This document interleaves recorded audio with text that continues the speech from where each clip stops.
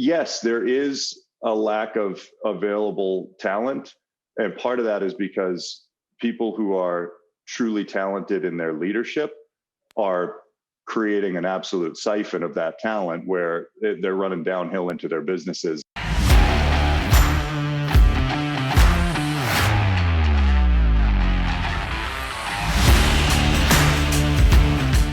You're listening to Toolbox of the Trades, brought to you by ServiceTitan, a podcast for top service professionals where we interview leaders for their best tips and tricks of the trades.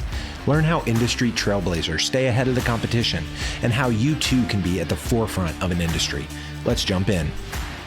Hello, contractors, and welcome to the Toolbox for the Trades. Today, I'm joined by Keith Mercurio, the founder and CEO of Ethical Influence Institute, professional trainer and consultant, and senior director of executive success at ServiceTitan.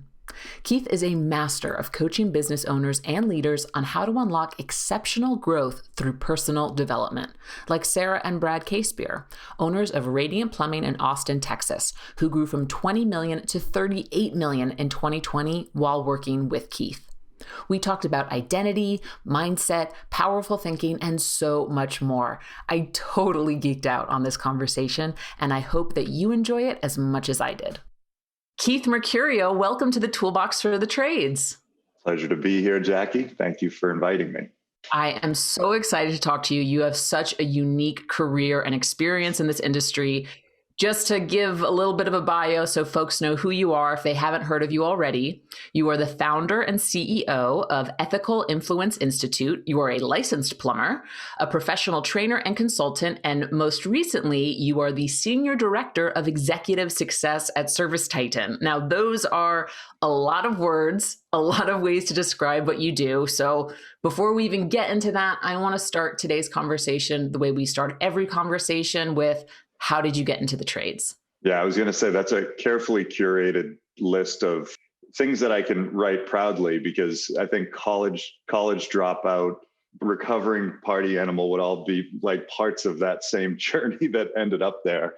I was in school going to this Division II school, St. Michael's College, shout out to my Purple Knights, for a few years before both college and I decided we were not for each other. And I dropped out of school and went to work for Tim Flynn and Gene Cataldo. Tim was my next door neighbor, and he was running at the time a small plumbing and heating company out of Belmont, Massachusetts, and then eventually Cambridge. And he and Gino were like trade school buddies, and they like perfect Boston duo. You know, that they used to call them, the Irish in the town, they used to call them Gaelic and Garlic. Was like the joke about their teammate ship. And so I ended up going to work for him. Tim was always somebody that I really admired as a young man. And so he brought me in, and I was an apprentice for him and eventually became a plumber for him, kind of a whole bunch of series of jobs there, and really got attached to the business side of what we were up to. And along the way, we joined Nexstar. And that's where my journey eventually would go with Nexstar. But that's not the question you asked. You asked, how did I get into the trades? So that's how I got into the trades. I was really drawn to what the life Tim and Gino were creating for themselves. And they were like these young professionals, but they were blue collar and they could fix things. And so they kind of just melded this really interesting path to me that looked different than what I'd seen or known. And with that, part of my love for it was I loved actually fixing stuff. There was an incredible sense of satisfaction that was not there when I was in college, when I handed in a paper and had somebody, if I did ever hand in the paper, and had somebody subjectively tell me what my worth was. It was like when I fixed something, it worked. It was objective whether it worked. It was subjective about how beautiful it was, but there was an art and a certainty to it. So that's part of what I really loved about being a plumber. That's awesome. I love that you were able to hit the nail on the head with that in terms of traditional academia versus trade work. And I think a lot of people can relate to, I love fixing things. Certainly most of the technicians I speak to say, man, it just feels so good when you go in there and you fix a problem. So that is awesome. There are a few highlights that stand out, but like any technician, I think, can agree, solving a problem that other people couldn't, that's complex, is an immensely satisfying experience. stepping back and looking at your work, like testing it, and when you pull the plug and you see everything drain and nothing leaks, and just that whole experience, especially the more, back then we used to get to solder joints and pour lead and oakum. And I mean, real plumber stuff. I still have a problem with, using these crimping devices and everything else, although I appreciate them. But they're not quite as artful as what we were up to. But, stepping back and looking at your work at the end of the day. And then there was another part of it that I loved, which was going home and like taking that hot shower after a long day, often very cold days when we're working in the heating industry. And, just like knowing your day was over and you'd really done something. So there was some stuff that I really still am pretty nostalgic about. Yeah, I will say that when I used to work in the service industry before I graduated college, I also really enjoyed the end of the day hot shower. There's something when you do a lot of physical manual labor, that end of the day hot shower that is just so satisfying. You mentioned that you really kind of, between Gaelic and Garlic, you saw them both as mentors and you learned a lot about the business side of plumbing. You really fell into it. I want to talk about how we got to Nexstar, but before we do, I would love to hear a little bit more about what your preconceived notion of the trades was and how you got that aha moment of, oh, wow, there's more to this than I thought. Fair. And it's funny because I'm like the reverse American story. Like I came from a highly educated family and was the first kid to not make it through college and go into the trade. So it's like, you always hear that American dream story. And I was the opposite. And, but I really respect how supportive my dad was of me figuring out my own path, because I mean, this is a man that was an educator for a living and we held academics in high esteem, but I just was not wired for it. And so in my early years, because I had that thought that I was supposed to be a high achieving academic, that I was supposed to go into some sort of grad program or become a lawyer or something that my mom could brag about, like I really had this sense that the trades were for kids that weren't smart enough to do what I was going to get to do. And, and look, there's in some regards, there's, I think a modicum of truth in that sentiment, meaning that as far as how we traditionally measured smart in an academic sense, very often the mindset, the intelligence that's necessary for the trades doesn't fit well within that, traditional classroom environment. So there was some sort of disconnect there, but I kept trying longer than probably, and was given more chances, I think, than a lot of other kids probably were, to stay in school and try to, I dragged out that academic career as long as I could. Baseball helped a lot. Like I had, sports that I was kind of falling back on and gaining scholarship for. So a lot of different things that probably kept me in the system longer than I should have been. But I had, when Tim moved in next door and I saw like this, this young guy who's successful in a nice family and he didn't look like a plumber. And Gino didn't look like a plumber. And these guys were, they were handsome. They had it together. And I was like, this is interesting. This is a very different look than what I expected. And honestly, Jackie, that's why, a big part of what I get frustrated about with when we're recruiting people into the trades is that we don't spend enough time talking about all of there is the period of time where you're actually going to swing wrenches and you're going to be a plumber and you're going to be an HVAC tech or an electrician. But we don't spend enough time talking about how that's just part of the journey. And that I feel like when we're trying to recruit people into the trades, it's like, you're going to be a plumber the rest of your life. And it doesn't have to look like that. And the business opportunity is what's so immense and gets so overlooked and so rarely discussed. And that's what they showed me, was like a very different side of what being in the trades could mean. I'm so happy you got that education right away. I mean, I talk about this myself. My dad's a carpenter. He was in the trades. I'm a woman, obviously, so there's some of that gender stuff that's going in that I don't have the smarts to go into in this moment. But yeah, it was always expected, go to college. And since starting at ServiceTitan and really getting exposure to folks in the trades, I'm like, holy crap, these plumbers and HVAC technicians make more money than people I know who went to Ivy League schools and are still paying down $200,000 debt. I had no idea that the entrepreneurial path was available within this industry. Right. And then on the second hand, maybe not so much lawyers, but say doctors really get glorified for helping people. Plumbers literally keep people alive. HVAC companies literally keep people warm in cold climates and cool in hot climates. Like, you are providing an essential service. And I agree with you. There has to be some rebranding done in how we recruit folks. And that's fair. Although I'll push back a little as somebody who spent years glorifying the life-saving effects of the trades and so on. There's a little part of me now that I look at it and I say, I want to be cautious that we don't overly glorify it either, because what you'll notice is that a lot of tradesmen aren't actively recruiting their own children into the trades. And this has a lot to do with the lack of great businesses in the trades. And so for so many people, a career in the trades does mean signing up to swing wrenches for the rest of your life. And because they don't have businesses that are growing, providing opportunity, providing leadership and personal development and growth. And so it's like, I want to be careful to invite people into the trades. It's like, if we're going to do it, we have to be providing extraordinary businesses that the trades, whatever the trade is, happens to be the commodity in which we're working. But we have got to start looking at this from the standpoint of really developing extraordinary small businesses and the entrepreneurial side of what is here and what's so compelling and appealing. And then the beauty of it is that we have this industry that is so bulletproof, recession-proof, and even as we learned, pandemic-proof, that you can take business mastery into this field and not be as vulnerable as you would be in many others. Yep. And I'm very happy that you made that point.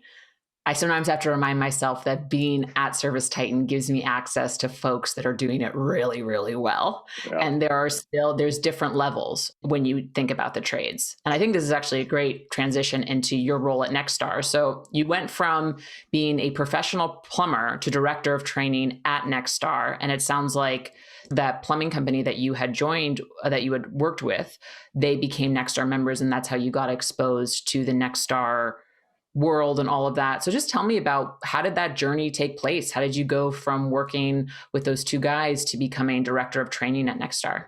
So I was, I'm working for Winters, and nice career going, started to get my feet under me a little bit.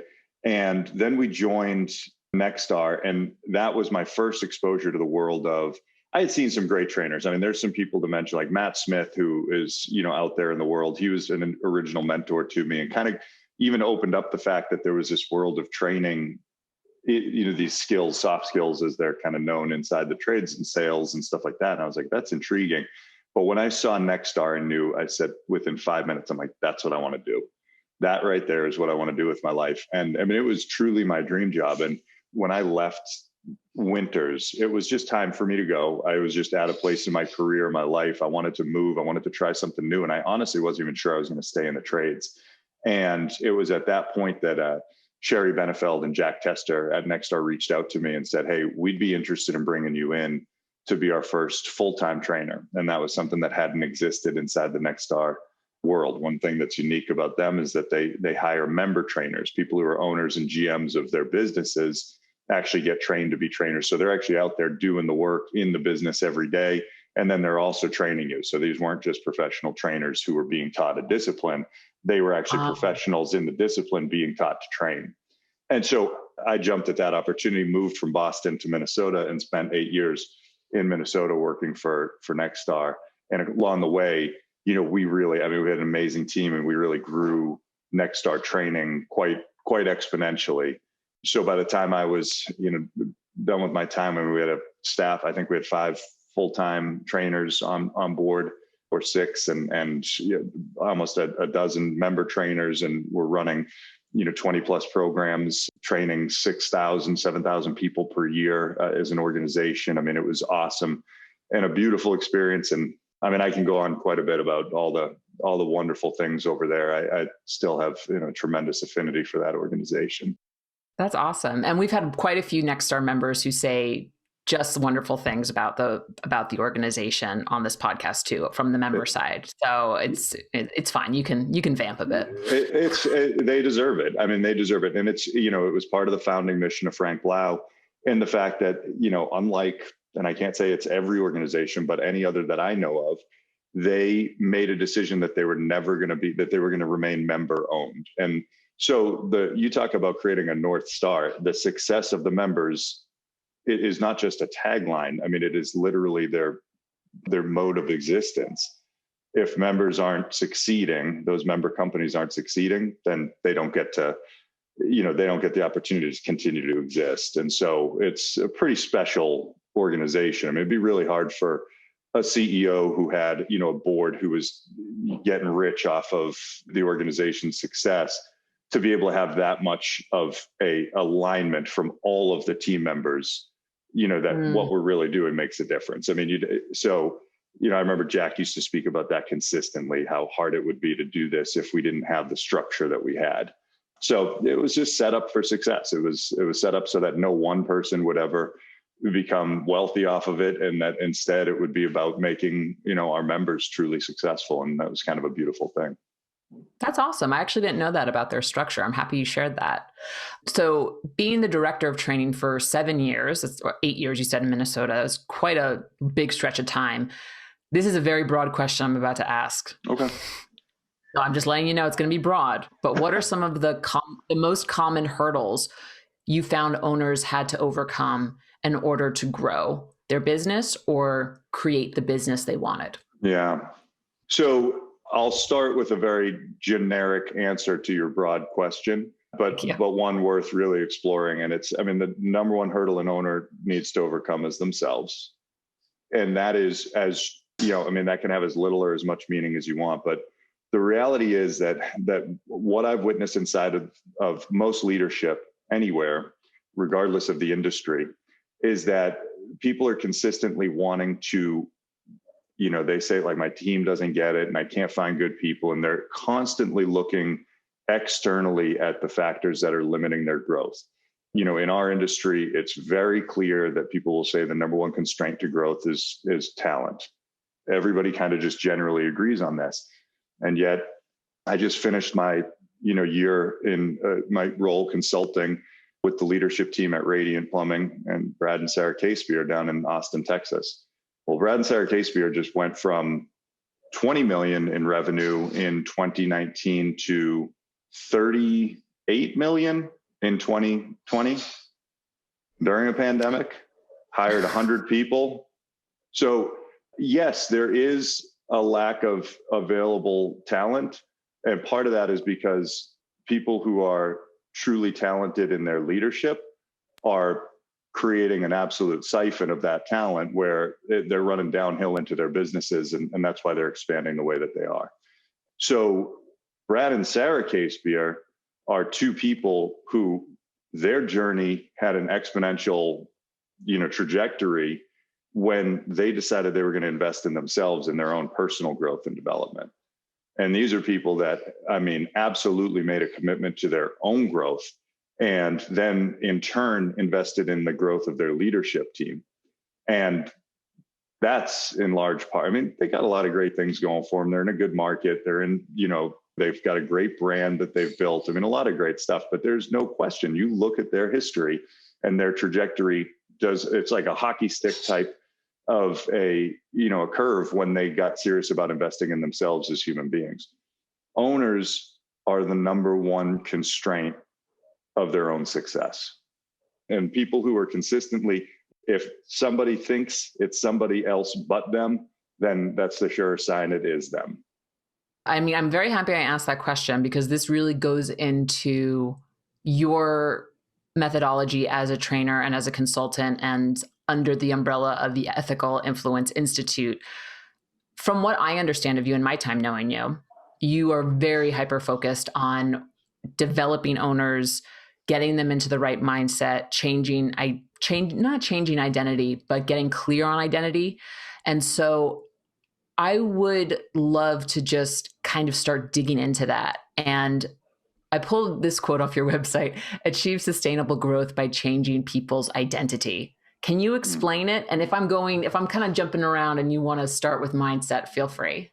No, it's perfect. But the only adjustment there I would make, and I would be, hypocritical to not say this, is that my first obsession is in my own growth and development. I'm not obsessed with changing other people's. I'm obsessed with working on mine first and foremost. And the reason is that what I've discovered, and this goes right back to why owners are the lid on their organization, is that people really enjoy learning alongside a fellow student. I continue to find that they enjoy less and less learning from a teacher.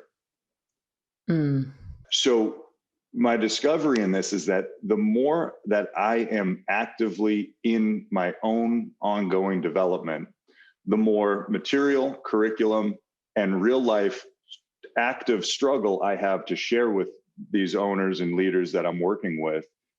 And the more that we can go on that journey together. And I don't know if it's just because it's, it softens it, or it's more relatable, or whatever it is. But, I had heard John Maxwell talk about the law of the lid a few years ago, and that, your team will only grow to the height that you grow to. But I don't believe that. I believe that your team will only grow at the trajectory at which you grow. And, we've all heard that saying that, or I shouldn't say we've all heard it, but many have heard that saying that your life is the average of the 5 people you spend the most time with.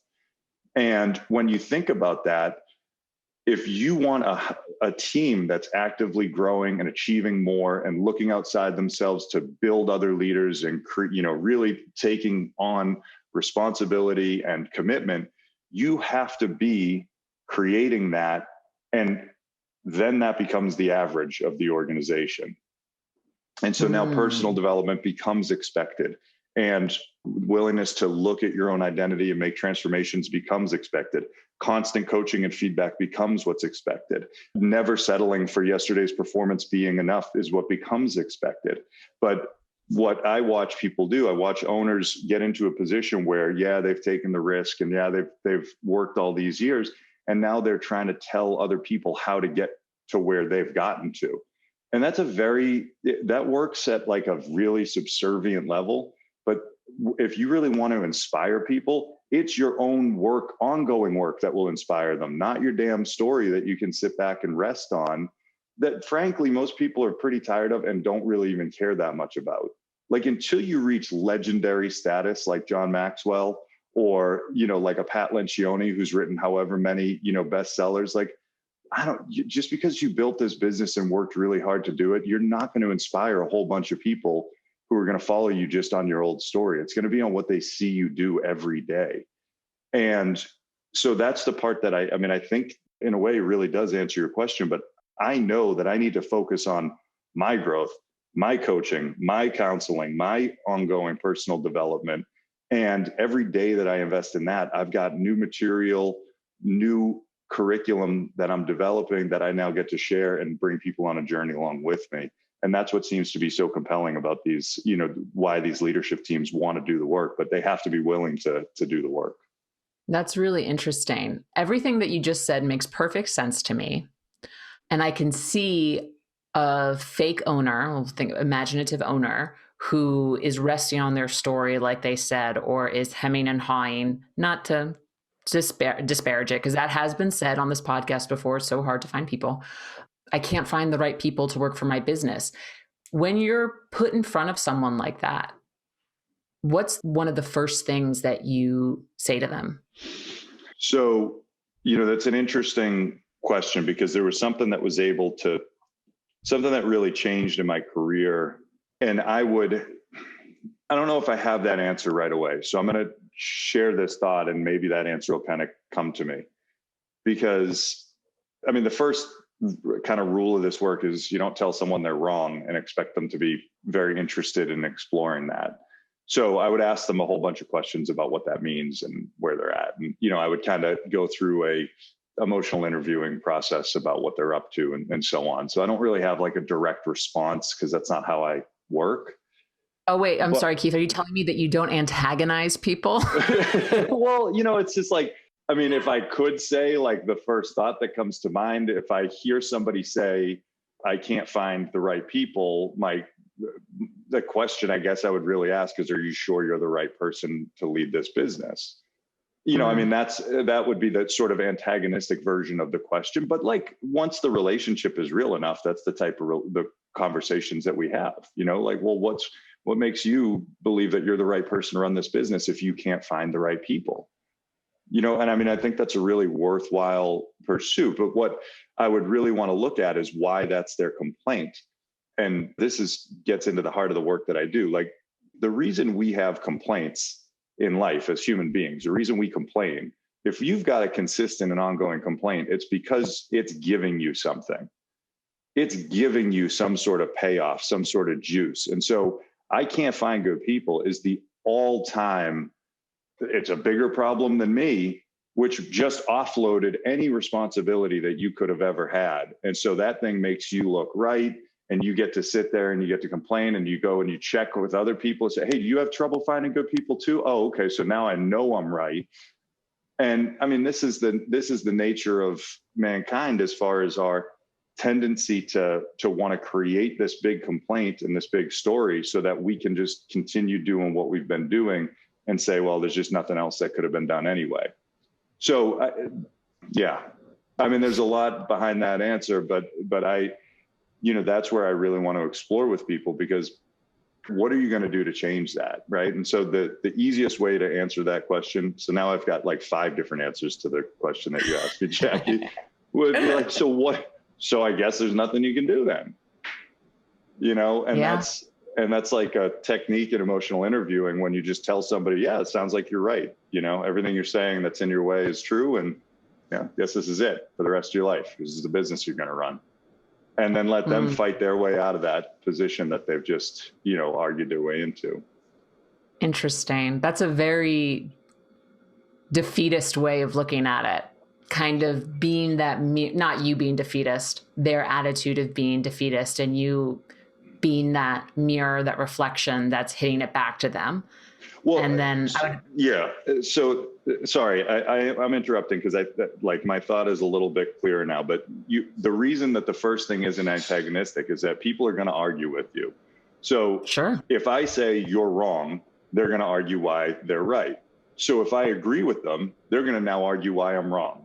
So if you really want to help somebody coach their own way out of their position, right, what I'll often do is agree. If I see that they're really stuck in their position, I'm just going to agree with them and go, I guess you're right. I guess there's nothing you can do. I guess you're never going to grow. I guess you're never going to find good people.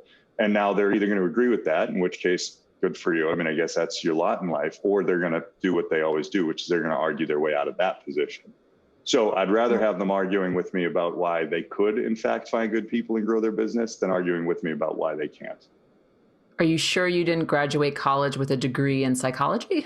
I'm positive I graduated. I'm positive the last thing that I graduated was high school, and barely by a lot of nefarious efforts I was able to get through high school.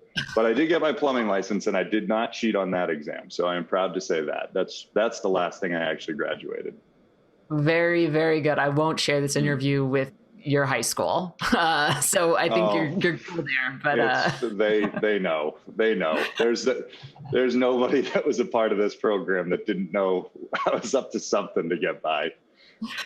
I think it's part of why I have insight on people's intentions, Yeah, I would definitely say that. I have so many places I want to ask you where I want to go, but I'm also really fascinated in your personal growth and development.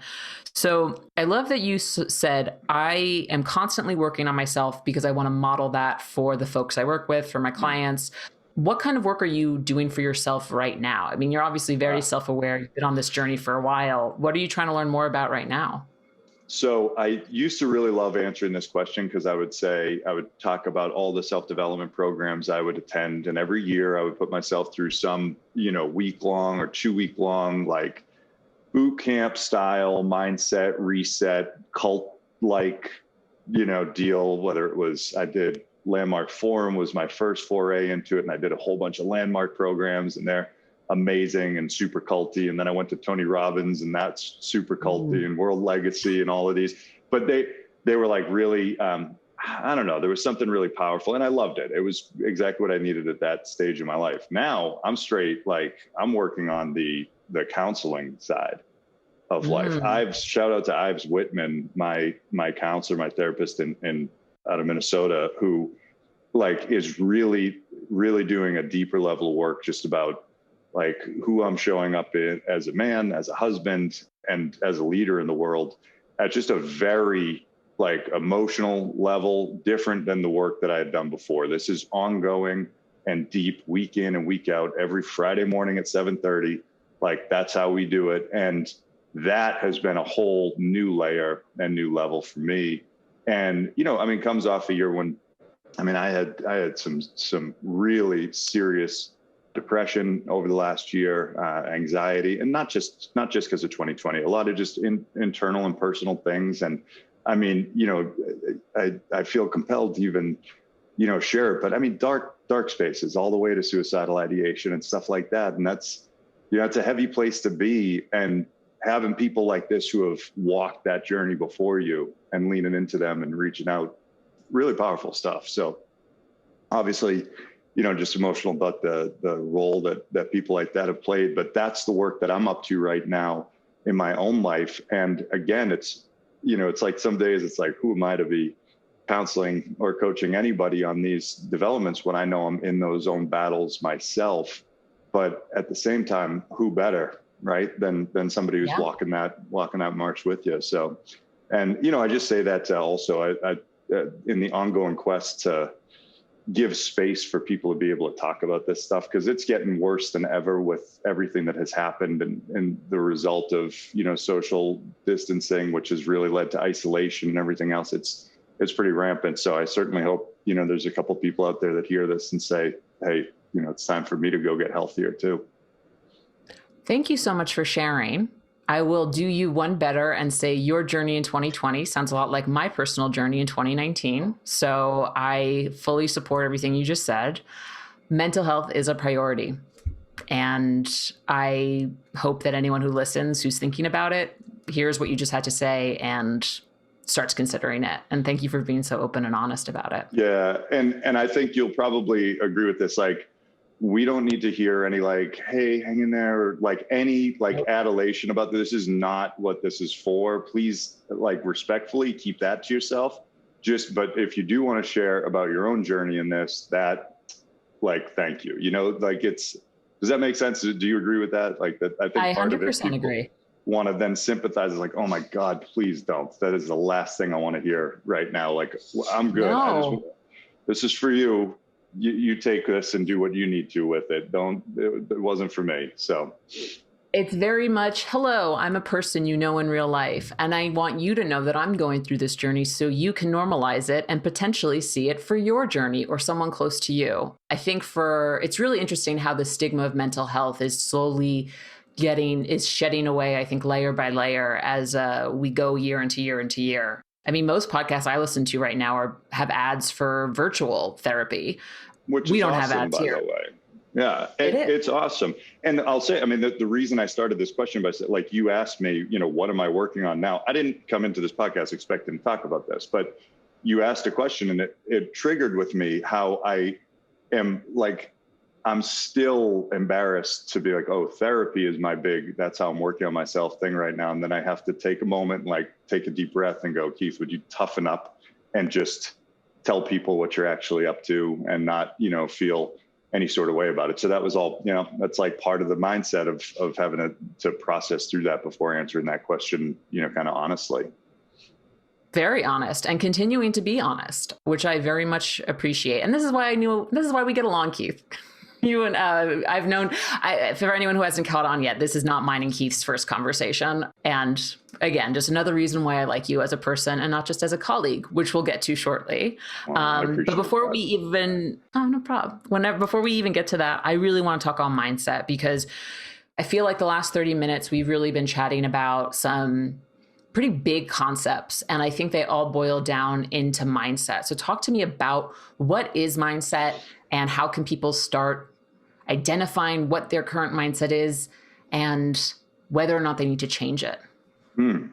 Nice. What is mindset? Nobody's ever asked me that before. I suppose it would just be whatever.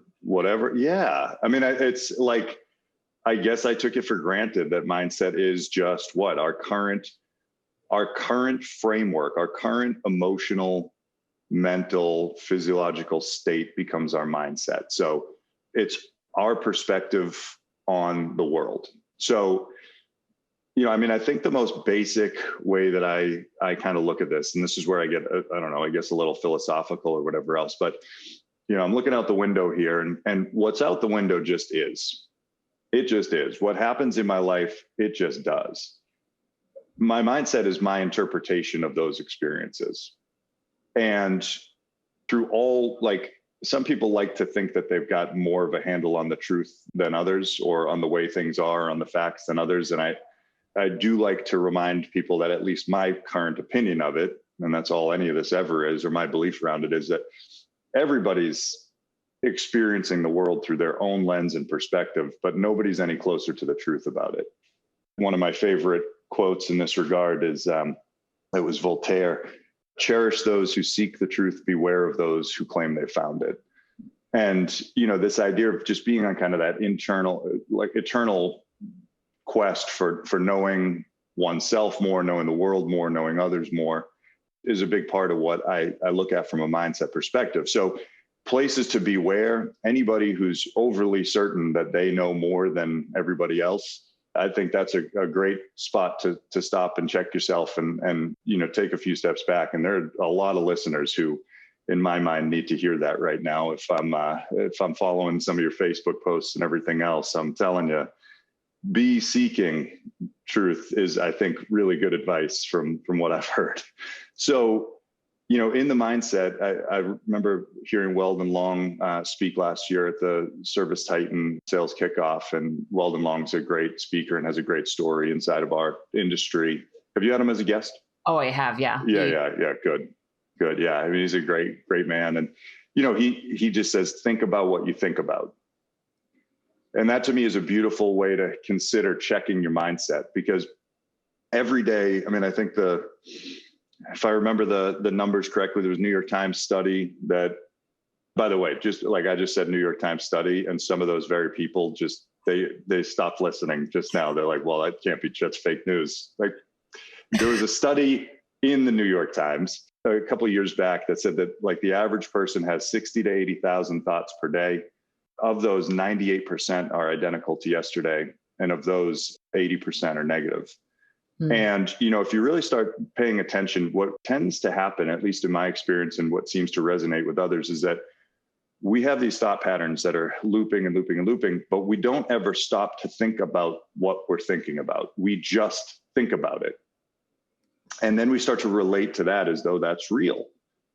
And we don't stop to think about, what's the context that created that belief for me? What's the background that created this identity for me? What piece of my upbringing just got triggered right now when somebody, just challenged an idea at work and I just took it personally and I felt it in my body? Like, what part of my background just caused that? And so this is what, like, mindfulness, as I understand, mindfulness really brings into the world of looking at mindset, which is to just be willing to take that step back and say, what thought was that? Have the thought about the thought, where you start to ask questions about, is that really true? Is that absolutely true? And there's a great book. It's eluding me at the moment, but it's going to come to me. Loving What Is.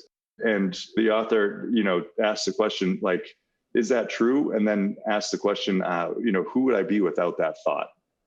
And it's just a way to explore, like, from a mindset perspective, we don't have to just ascribe to what's going on in our minds. We can actually start to dialogue differently with our thoughts. And, ultimately, like, my final kind of critical message with the ethical influence concept is does that thought honor and serve me and others? And if it doesn't, maybe I should reconsider continuing to live into that thought.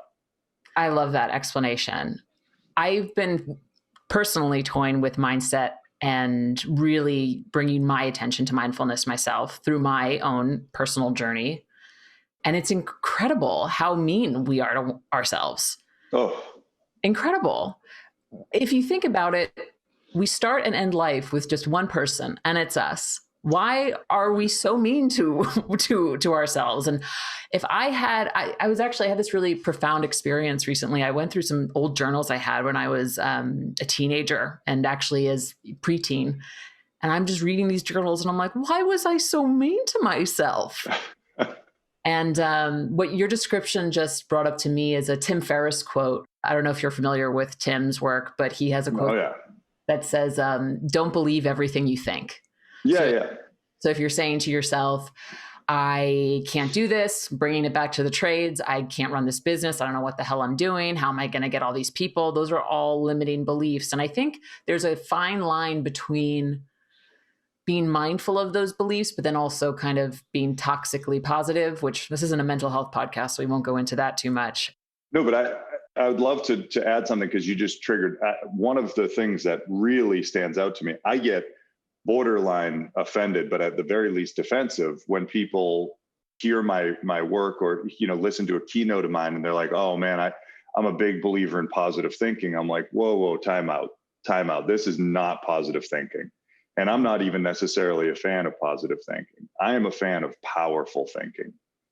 What I'm talking about is how we look at creating neural pathways in the brain, like understanding the science, understanding the emotion, and then understanding the subsequent effect of the thoughts that we think.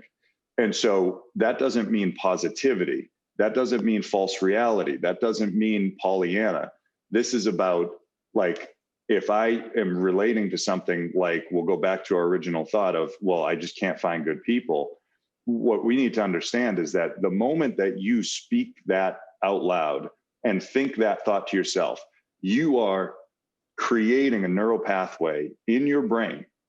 And the more often you create that neural pathway, the more myelin, the more protein starts to cover that neural pathway, and the more accessible that thought and belief becomes. And as a result, this is where we're tapping into the reality of how the brain works. So your non-conscious mind is registering, processing somewhere around between 11 and 40 billion bits of data per second.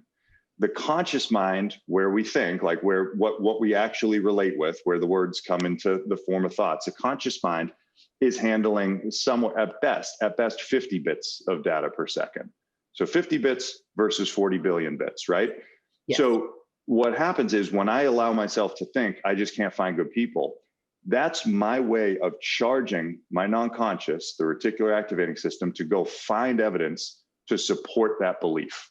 And so now I'm charging my 40 billion bits per second of data processing power with finding evidence to support that I can't find good people. And so what I'm telling you is, it's not about positive thinking, it's about powerful thinking. And so just being able to transform that thought with one simple word, which is, I can't find good people yet, completely rewires what's going on inside your neural pathways to say, oh, wait a minute, did we just suggest there could be a possibility of this changing? And now it's my job to start looking for, wait, what would that look like? And so even the simplicity of just adding a singular word to a previous statement, because again, I'm not trying to just, like, it's not a matter of just believing that suddenly I'm going to find, oh no, if I can find good people, I find good people all the time. Like, it's not that simple. It's not just turning a negative into a positive. It's understanding the effect of the language that we're using in our thinking and what that's doing to our problem solving, to our opportunistic capabilities, to what we're seeing, hearing, and experiencing in the world around us. And this is where I watch people living in very small bubbles of rightness, and all they're doing is confirming their rightness. But Jackie, if you and I wake up today and find out that we were right about everything, the reality is that we just had the best day that we can possibly have inside our current context. But if we wake up today and find out we were wrong about 3 major things, then the opportunity for tomorrow just became a lot bigger. I'm really happy you plugged on that and really got into that toxic positivity area, because I think we see it a lot. I think we see it a lot in our industry. I think we see it not in this industry. I think it's actually a broader symptom of culture of, North American culture, specifically American. I like that instead of using terms like manifestation, you used find evidence to support. If I keep saying this over and over again, I'm going to find evidence to support the truth of this fact, versus some positive thinkers may say, well, the more you say that thought, the more that you're manifesting that thought to be true. It's like, no, I'm finding evidence, right? So I like that distinction you made there, and I really wanted to call it out. Thank you. I'm right there with you on that. That's a major, like I'm really sensitive to who I get aligned with when it comes to this type of work, because I think, Jackie, a big part of it is it's so many people in our industry, so many high performers and high achievers, they're resistant to like some of these thoughts of positivity and manifestation because they lack realism and application. And so one of my philosophies is always like, those people that are coming in and they just got done, reading The Secret for the 9th time, and they've got their, dog-eared copy of it in their back pocket. Like, they're going to have a great time anyway, because that's what they showed up for, because they showed up to find a great time. So they're going to manifest a great time. I don't have to worry about them. They're coming on this journey with me. It's the people that absolutely either only work and are rooted in science, or are rooted in a kind of realism or an ongoing pessimism. These are the people I love to really dig in with, because I want to show them that at a level, what these nut jobs, these toxically positive people, I've never heard that term, what they're saying, there is a modicum of truth in it if you actually look at the science and start to understand it. Sure. And let's really peel back, what's going on for you that has you kind of stuck where you're stuck in your mindset. And one of my favorite participants and coaching team members that I've ever gotten to work with, Michael Woody, he's a British guy. So you start there, right? And so he's a salesman for Radiant. He, I think at his peak years was high threes, and I hope he might have even been 4 million a year in individual residential sales. And I mean, this guy is smart, he's charming, he's handsome, he's the whole package, but he is a cynic. I mean, he is as British can get. And like what I invited him into in his early questioning and resistance to, he wanted no part of this coaching in the early days of it. He would tell you that, no problem. But I just invited him to be an open-minded cynic. And I don't even know who I borrowed that term from, but like, if you're listening to this and there's this resistance and you're thinking this is BS and this isn't what, just be an open-minded cynic. That's all. Mm-hmm. We don't discourage cynicism here. I'm a fan of it, just with an open mind. Exactly. And one more note on toxic positivity, and then I really want to get into the work that you're doing with clients and that you've recently done. It's really what I've heard it described as is it's completely neglecting the part of ourselves as humans that will always have negative thought. It's trying to completely erase it. And therefore, if you buy into toxic positivity, you're always trying to be positive. You're always trying to get through it. It's fine. We'll do it. You are damaging yourself and others because you're thinking of yourself as superhuman opposed to a human. Yeah, I love that. And I think it is good for people to hear, especially some of the business leaders who do really kind of rally their troops around that constant positivity. You lose credibility at a certain point. Mm-hmm. And there needs to be a willingness to acknowledge the real struggles, the real frustrations, and still persevere in light of them. And that's different. And that's different than just saying everything's going to work out. So I love your distinctions there. I'm glad we had that chat. No worries. So you already talked about Radiant. I mean, 20 mil to 38 mil, hired 100 people in 2020, the year of our pandemic. You're also working with ServiceTitan founders, Ara Medissian and Vahe Kazoyan. So I would just love to hear you talk about the most recent work you've done with Radiant. I know you're working also with a company called Blanton's. You're working with Ara and Vahe. Talk to me about how you've approached these clients, the kind of work you're doing, and what your goal is as a director of leadership training, as a director of executive success. What does that look like? So I guess the simplest way to look at this would be where it began. I trained at Nexstar for 8 years and was 45 weeks a year on the road. It was constant training technicians and frontline people and salespeople. And, what I was seeing was again and again, I believe like 80+% of our Nexstar members at the time were sending their frontline and technicians and everything off into training. And they were using our training. And only like 30-something% were engaged in leadership training. And, part of that was I just don't think we had, the product to offer them that was that compelling. But what I was watching was over and over, these technicians, for example, in a service system program, were going off and having a truly transformational experience. And then I'd see them again a year later, and we'd have to redo a lot of what had originally been done. And, I always look at that and I say, well, what is it about my training? How can I get better? Right. Those are, parts of the positive, the powerful thinking to say, how can we improve on this?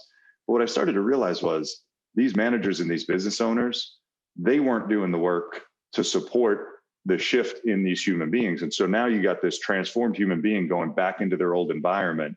Well, that environment is going to win 9 times out of 10.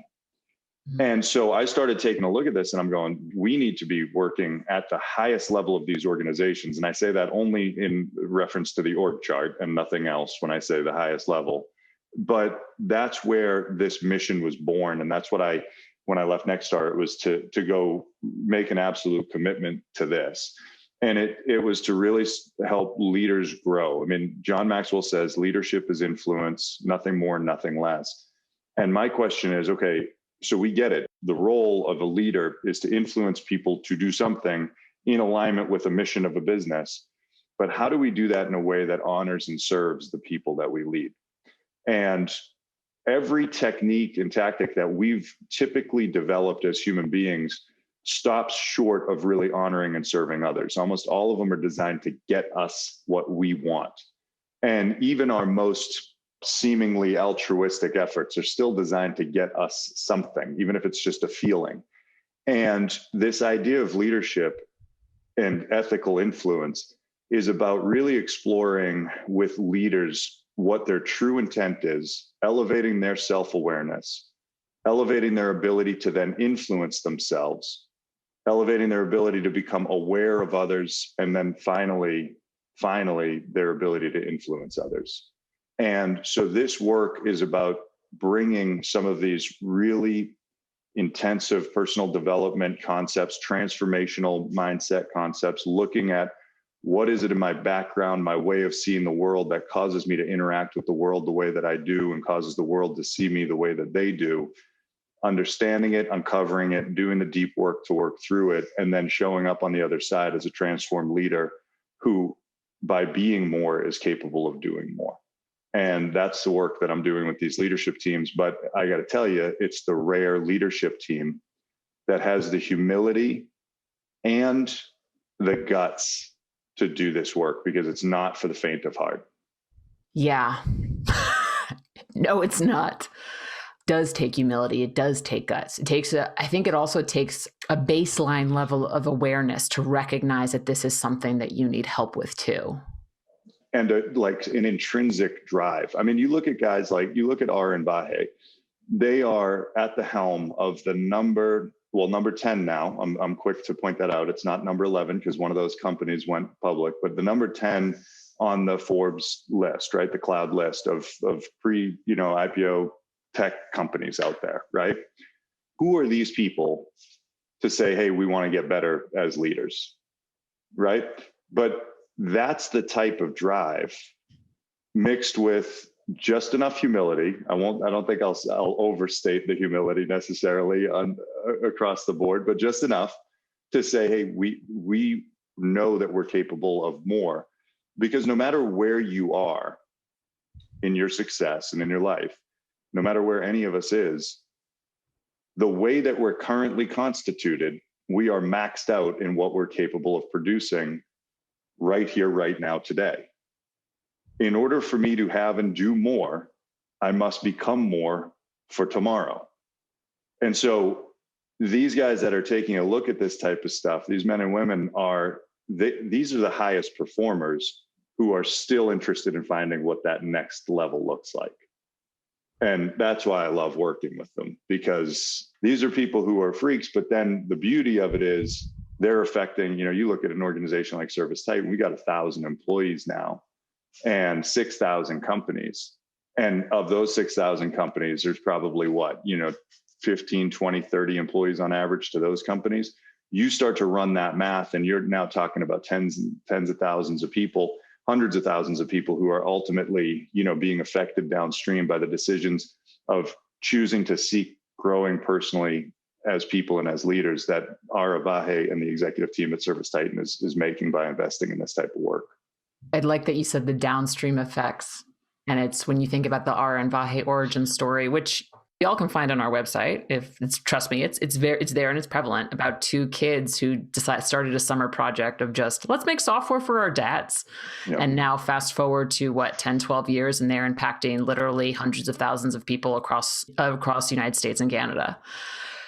We're coming up on an hour, and I'm trying to think of a nice way to button up this really big and powerful conversation. And I would like to ask you, what would you like to say to any leaders, owners, service managers, GMs who may be listening, even, someone who's a service tech, and they're hearing what you have to say, and they're like, this is all making sense to me, but this is all big and this sounds scary. What is the one message you would like to convey to them if they're showing any inkling of interest in this type of work? That is a beautiful question, and it's going to cause me a moment's contemplation. I think it can be as simple as, I just want to encourage them to be curious, genuinely curious. It's been said that the quality of our relationships in our lives is in direct proportion to the quality of the questions that we're asking. And that goes for the questions we ask ourselves and the questions that we ask others. And fundamentally, if you want more in your life, start asking bigger questions. And the second part of that is then just be courageous, because everybody's always waiting for the confidence to take their next steps. But confidence comes from having done something and therefore knowing that you can do it. I always hear people give advice in sales and training. They go, "Oh, you just need to be more confident." And I laugh at that. That's like telling someone to just be taller. Like that's not how this works. You can't just be more confident, but what you can be is you can be more courageous. And courage precedes confidence. And everybody's always vying for and waiting for the confidence to take their next step, or to really ask a big question and maybe be willing to listen to discover that there's a different answer than the one they've believed their whole lives. But courage is immediately available to you, and courage is where it's at. So yeah, that's my answer. That's my best effort. I wish I had stopped talking, and instead of this little, could you just cut this little last part? I mean, it felt profound until I fumbled through the very end of it. So I never know when to stop. I can cut it out, but honestly, I think it makes you even more genuine than you already showed yourself to be. And trust, if anything, just know that you just did all that to the queen of giving profound statements and then backtracking them immediately. I mean, that's if you want to do it. I don't know. Yeah, right. But who am I to say? I mean, what do I know? It's ridiculous. You do know. And I'm so grateful for this conversation, Keith. I have a couple rapid fire questions I would love to ask you to wrap up this episode. Are you good with that? Yeah, let's do it. I'm already nervous. I'm not going to get my answers out quick enough, but go ahead. Oh no, I say rapid fire just to make everyone nervous. No, it's just more instant questions, but any podcast or book recommendations you would like to make? Oh, sure. So book recommendations, The Four Agreements would be very high on my list. I would say The Allegory of the Cave, if you don't want to read all of Plato's Republic. The Allegory of the Cave is a great place to start questioning what we know. Making Sense for a podcast, Making Sense with Sam Harris is a really, he's a fascinating philosopher and does a lot of really beautiful work on mindset. And I'm a big fan of his. I would include Tim Ferriss's podcast in there for just general learning. TED Radio Hour is another podcast that I really enjoy listening to. And that's 7 Habits of Highly Effective People is always worth revisiting with Stephen Covey. Back to a book. So yeah, there's a few. Great. We have some podcasts in common. Big fan of the TED Radio Hour myself. Love that. Yeah. Love that show. How do you take your coffee? Black. If you could have dinner with one person, dead or alive, who would it be? My dad. Oh, what's the number? Oh, we actually kind of already asked this. I said, what's the one thing you're trying to learn more about right now? You had given therapy before, but is there anything else that comes to mind? Inshore fishing. So we just moved to North Carolina. And so this is a whole different species down here, redfish, and I'm working tides. And man, we're like learning how to fish tides and how fish move down here is different than bass fishing. So I am really enjoying learning about that. That's awesome. If money weren't an object, so you had unlimited resources, what would you do? I would bartend and ski bum, I think. Nice. Yeah. I love it. I love it.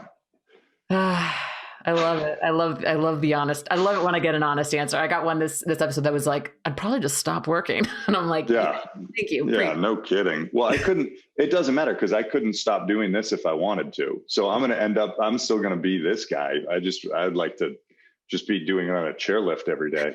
Yeah, you'll be the guru on the ski mountain. Like, have you gone on the Black Diamond? There's this, like, dude with a long beard. He's just giving some great advice, man. Like, go check it out. It's really easy to impress people when they're drunk too. So that's the bartending part. All right. Final question? What's the number one thing every contractor should do to run a successful business? Oh man, every contractor should. You know what? Invest in their people. And I mean that, like, genuinely invest in career and personal growth paths for their people, because you've already got all the great people that you could want. You just haven't chosen to look at them like that yet. Thank you. And I normally don't do this, but I just remembered something you said earlier that I also just want to highlight, which is while you were at Nexstar, you were taking these people, they were transformed and they were being put in the same stagnant environment. And I just want to underline that. I think that is so important and also goes back to what you just said. Well, and that's perfect. Invest in your people, but you have to be investing in yourself alongside them. So all y'all, like, invest in yourself, invest in your people, and go on that journey together. Love it. Keith Mercurio, thanks so much for being a guest on Toolbox for the Trades. It was truly a pleasure, a privilege. I appreciate you. ServiceTitan's Growth Series, the only masterclass featuring turnkey advice from industry experts, is now available on demand. Unlock critical lessons to accelerate growth, like mastering systems and processes with Al Levy, leveraging open book management to motivate your team with Ellen Rohr, and getting into the growth mindset with Keith Mercurio. Just go to ServiceTitan.com/growth to access the original series for free. Again, that's ServiceTitan.com/growth.